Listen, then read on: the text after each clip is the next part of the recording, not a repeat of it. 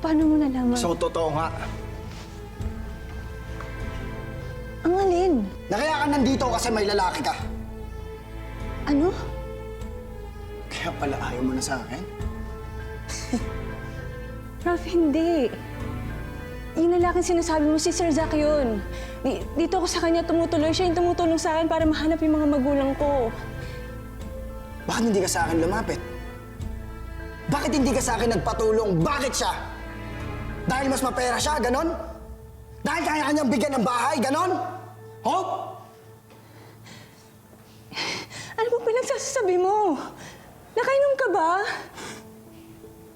Nagpaalam ka pa sa akin, kunwari. Ang sabi mo, hindi mo ko kayang mahalin hanggat hindi mo nalalaman yung tungkol sa pagkatao mo. Wow.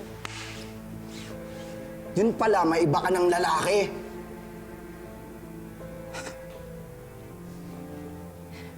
Ang dumi ng isip mo.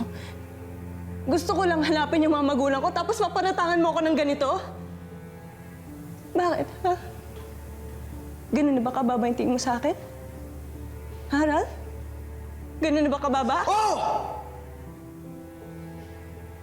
Oo, dahil pinagpalit mo ako sa mas mapera sa akin! Di ba?